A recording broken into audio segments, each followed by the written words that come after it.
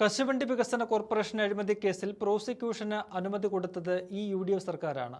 എന്നാൽ ആ കേസിൽ ഇപ്പോൾ മുഖ്യമന്ത്രിയും സർക്കാരും കോടതിക്ക് മുന്നിൽ നിന്ന് വിറയ്ക്കുന്ന കാഴ്ചയാണ് കാണാൻ കഴിയുന്നത്. കഴിഞ്ഞ 10 വർഷം പിണറായി സർക്കാർ ഈ കേസിൽ പ്രോസിക്യൂഷൻ അനുമതി കൊടുത്തിരുന്നില്ല. കേസിലെ പ്രധാന പ്രതികളിൽ ഒരാൾ INTUC നേതാവ് R ചന്ദ്രശേഖരനാണ് എന്നത് ഓർക്കണം. എന്നിട്ടും പിണറായി പ്രോസിക്യൂഷന് അനുമതി നൽകാൻ തയ്യാറായില്ല.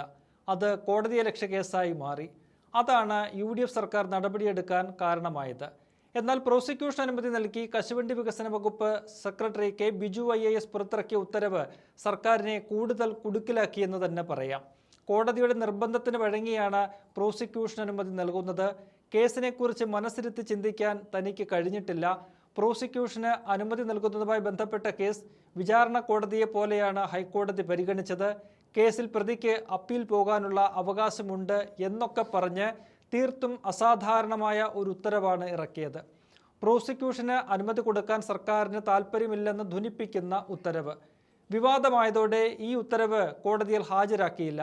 പക്ഷേ പ്രതിയായ ചന്ദ്രശേഖരൻ ഈ ഉത്തരവ് വാർത്താ സമ്മേളനത്തിൽ വായിച്ച് സ്വയം ന്യായീകരിക്കുന്ന സാഹചര്യമുണ്ടായി. കശുവണ്ടി അഴിമതി കേസിലെ പരാതിക്കാരനായ കടകംപള്ളി മനോജ് തന്നെ ഈ ഉത്തരവിനെതിരെ ഹൈക്കോടതിയെ സമീപിച്ചു. കോടതിയെ ലക്ഷ്യത്തിന് കേസെടുത്ത കോടതി ആഞ്ഞടിച്ചു. ഉത്തരവിറക്കിയ ഉദ്യോഗസ്ഥൻ ആ സ്ഥാനത്തിരിക്കാൻ യോഗ്യനല്ലെന്നും കോടതിയലക്ഷ്യ ഹർജിയിൽ നേരിട്ട് ഹാജരാകണമെന്നും ഉത്തരവിട്ടു. പ്രതി തയ്യാറാക്കിയ ഉത്തരവ് സെക്രട്ടറി ഒപ്പിട്ടിറക്കുകയായിരുന്നോ എന്നുപോലും കോടതി ഒരു ഘട്ടത്തിൽ ചോദിച്ചു. ഈ കേസിൽ ഇന്ന് കോടതിയിൽ നേരിട്ട് ഹാജരായി മാപ്പ് പറഞ്ഞിരിക്കുകയാണ് K. ബിജു IAS. പ്രോസിക്യൂഷൻ അനുമതി ഉത്തരവിലെ പരാമർശങ്ങൾ അനുചിതമായി പോയെന്ന് മാപ്പപേക്ഷയിൽ പറയുന്നു. തെറ്റുതിരുത്തുകയാണ്. സംഭവിച്ചതിൽ ഖേദമുണ്ട്. ബോധപൂർവം ചെയ്തതല്ല, സംഭവിച്ചു പോയതാണ്. അതുകൊണ്ടാണ് അതെല്ലാം പിൻവലിച്ചത്. പിഴവുകളുണ്ടെന്ന് ബോധ്യപ്പെട്ടതോടെ ഉത്തരവ് പിൻവലിക്കുകയും സർക്കാർ പുതിയ ഉത്തരവ് ഇറക്കുകയും ചെയ്തിട്ടുണ്ട്.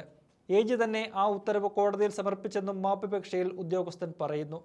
കോടതിക്കെതിരെ പറയാനുള്ളതെല്ലാം കൃത്യമായി പറയിപ്പിച്ച് ഉത്തരവിറക്കിയ ശേഷം മാപ്പ് പറയാൻ നിന്നാൽ അത് അംഗീകരിച്ചു തരാൻ കഴിയില്ലെന്ന് കോടതി കഴിഞ്ഞ ദിവസം വ്യക്തമാക്കിയിരുന്നു.